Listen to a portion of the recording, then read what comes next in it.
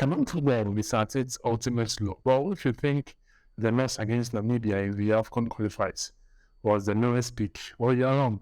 And here's why. I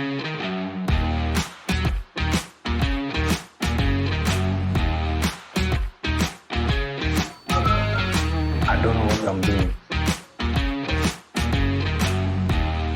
2023 could have easily been Cameroon's year in football, but it has taken the nosedive and gone otherwise. Almost everything has gone wrong for the national teams across all levels, for the under 17 to the senior most level.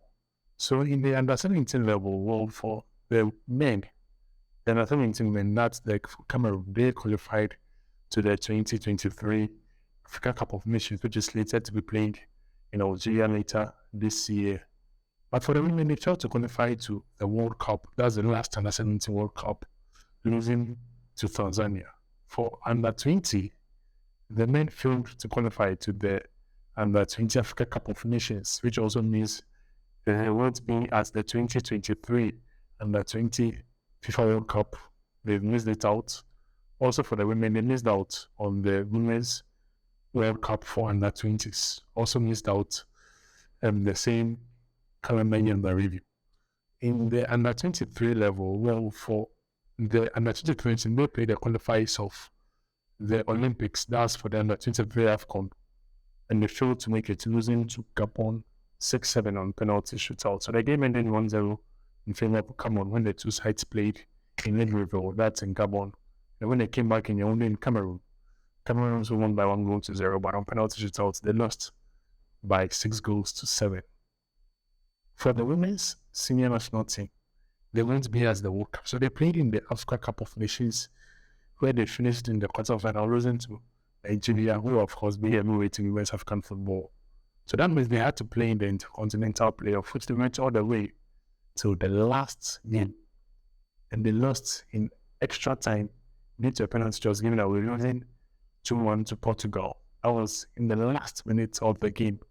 This has been how difficult the year has been for Cameroon football. And Samuel Eto'o, who is the Federation president, of course, came in with a lot of ideas, but unfortunately things have turned very otherwise. I spoke with Cameroonian football journalist Apesa Apong, who believes that despite these tough times, they are all because Samuel Eto'o has been implementing his ideas, which he believes are very good ideas, of course, but they need to take time for them to recover and be at their best in African football.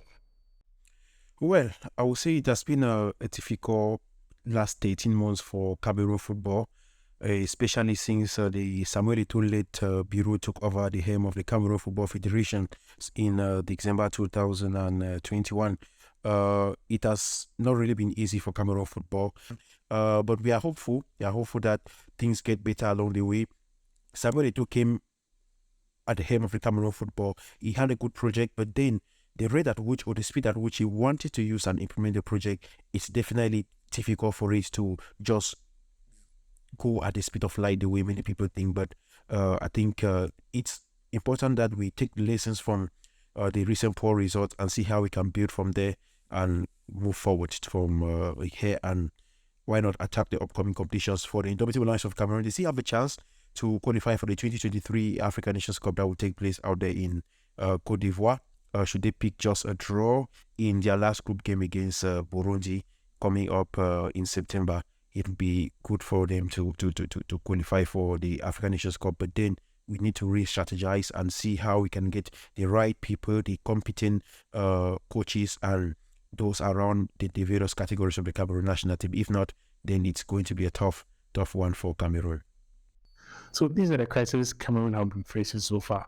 We are waiting whether the Indomitable Lions, as we used to call them, the giants of African football, will rise back and also claim the mandate.